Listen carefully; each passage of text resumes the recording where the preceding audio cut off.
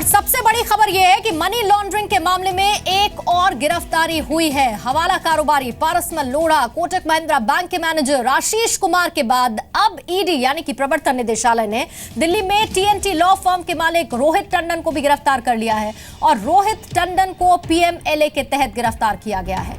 रोहित टंडन पर 70 करोड़ के काले धन को पारसमल लोढ़ा की मदद से सफेद करने का आरोप लगा है और इसके साथ ही प्रवर्तन निदेशालय ने रोहित टंडन को पूछताछ के लिए कल बुलाया था।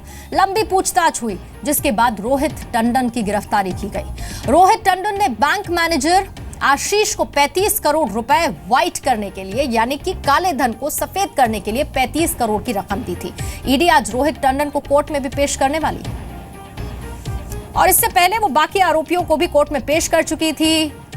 रोहित टंडन को ईडी ने मनी लॉन्ड्रिंग केस में गिरफ्तार किया। इसके पहले दिल्ली में केजी मार्ग पर कोटक महिंद्रा बैंक के मैनेजर आशीष की भी गिरफ्तारी हुई थी। आशीष ने रोहित टंडन के 38 करोड़ को ब्लैक में व्हाइट किया था और आशीष को इसके लिए 35% का कमीशन भी मिलना था। रोहित टंडन की फर्म से मिले 13 करोड़ पारसमल लोढ़ा के थे।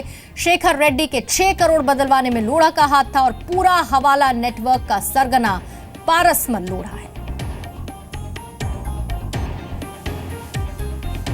सूत्र ये बता रहे हैं कि पूछताछ में रोहित टंडन ने इस बात को कबूला है कि उसने आशीष को 51 करोड़ रुपए दिए थे और नोट बदलने के बदले कमीशन भी दिया। रोहित टंडन ने यह भी बताया कि नोट बदलने के लिए आशीष उसके फर्म पर भी पहुंचा था। ईडी ने रोहित टंडन के मोबाइल से कई लोगों से बातचीत का ब्यौरा भी बरामद किया है जिससे कई बड़े नामों का खुलासा भी हो सकता है। जिस जगह यह डीलिंग हुई वो फार्म हाउस बताया जा रहा है। आपको हम ये भी बताते हैं कि कैसे रोहित टंडन ने बैंक मैनेजर आशीष की मदद से करोड़ों का कैश यानी कि ब्लैक मनी व्हाइट करवाने की कोशिश की। रोहित टंडन ने 51 करोड़ रुपए ब्रांच मैनेजर आशीष को दिए थे। दिल्ली के केजी मार्ग में कोटक महिंद्रा बैंक का ब्रांच मैनेजर आशीष था। आशीष ने फर्जी नाम से 38 करोड़ के डिमांड ड्राफ्ट तैयार किए। 38 करोड़ के डिमांड ड्राफ्ट के बदले आशीष को 13 करोड़ का कमीशन भी मिलना था। 30 दिसंबर के बाद आशीष इन डिमांड ड्राफ्ट्स को कैंसिल करवाने वाला था। ड्राफ्ट कैंसिल करवाने से 38 करोड़ का काला धन बैंक में जमा हो जाता और यह काला धन आसानी से व्हाइट यानी कि सफेद धन में तब्दील हो जाता। लेकिन इससे इस फर्जीवाड़े का पर्दाफाश हुआ। जांच के बाद इनकम टैक्स ने 38 करोड़ के डिमांड ड्राफ्ट को भी रद्द कर दिया है। और इस पर और ज्यादा डिटेल्स देने के लिए मेरे सहयोगी दिल्ली से नीरज गौड़ इस वक्त जुड़ चुके हैं। नीरज, 70 करोड़ के काले धन को सफेद किया है रोहित टंडन ने। अब चूंकि 3 गिरफ्तारियां इस पूरे मामले में हो चुकी हैं, सवाल यह है कि ये कितना बड़ा नेक्सस होगा?